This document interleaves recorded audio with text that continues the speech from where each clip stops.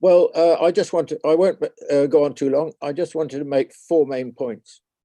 The first is, well, where did all this start, or when did all this start?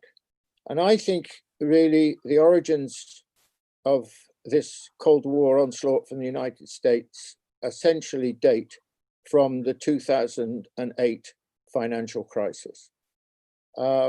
This was completely unexpected as far as the West was concerned, and it led to a big shift in the center of gravity of power from the United States to China. And it undermined the previous position that the Americans had held, which had underpinned their conception of the relationship between the two countries after the Nixon-Mao Accord. And those two propositions were, firstly, that China could never be an serious economic challenger to the United States. And secondly, China's rise was unsustainable because it didn't have a Western-style political system. Well, in 2008, 2009, that period, these positions were undermined. And I think basically the American governing elite began to shift its position and from something different. It now came to regard China not in that kind of potentially benign relationship, but as a threat to American global hegemony. And that process continued and developed, and of course acquired its present meaning with the election of Trump as the president in 2016. And I would characterize that this period and the present as the West, well, the America in particular, to a lesser extent, other parts of the West, as hegemonic angst. They are now, feeling the danger of being displaced. And this brings me to my second point. And that is that what this clearly shows is the inability of the United States as the presiding hegemon in the world to come to terms with the fact that it cannot continue in that position, that it's an unsustainable position, but it cannot bring itself to believe in it because, essentially the American DNA is that country has to be the number one country in the world. But that is not possible. And we can see that already very clearly in all sorts of ways. But we're going to be witnesses to a very painful process, not just over the next few years, but I would suggest over quite a long period of America writhing, trying to prevent this trend, this inevitable, it seems to me, trend of its displacement as the most powerful country in the world happening. And I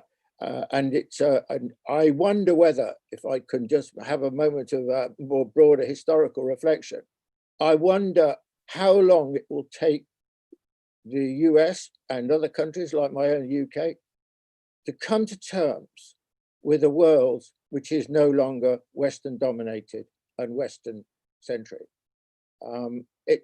Hegemons find it very difficult to let go. I mean, even China, if you go back to the late 18th and early 19th century when China began its decline, it took 150 years really for China to come to terms with a different reality.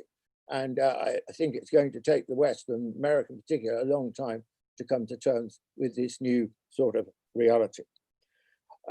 Now, where are we now? Well, I think I've come around to the view that we're actually the Cold War has started.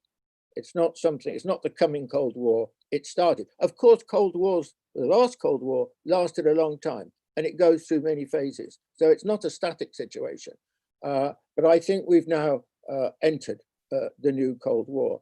And I think we should expect it to last quite a long time in reality, because the only thing that will bring it to a conclusion is if the United States shift its position. What does that mean? It comes to terms with the reality that it has to share primacy in the world with China. That is really the condition, it seems to me, that's the historical condition that has to change.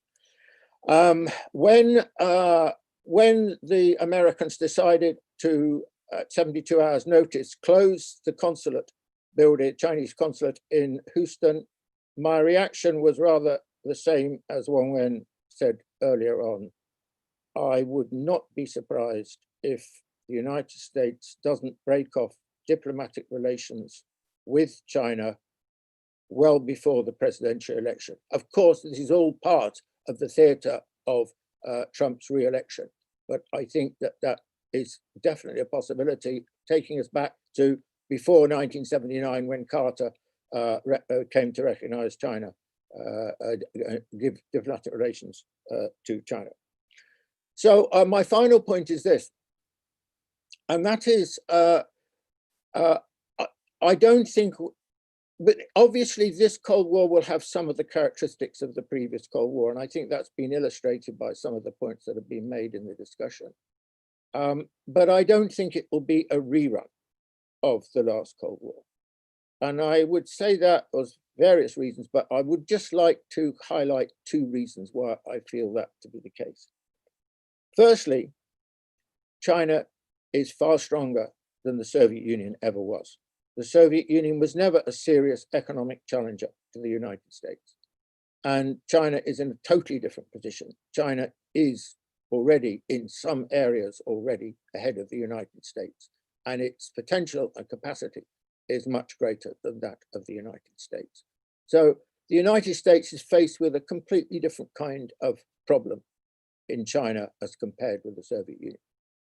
And the second thing I would like to emphasize is that I don't think that China's response is going to be the same as the Soviet Union's.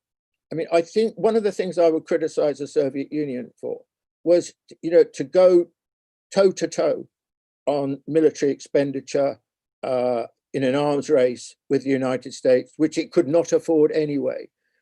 China is not going to make that mistake, in my view. You can see that already. I mean, although its military spending has been rising, as other people have already said graphically, China's military expenditure is well below that of the United States. So I think that China will not conduct itself in the same kind of way as the Soviet Union did. And I think this is extremely important. And I think that this will greatly assist those forces around the world who are worried about the Cold War and who, like us now, are seeking to campaign against it.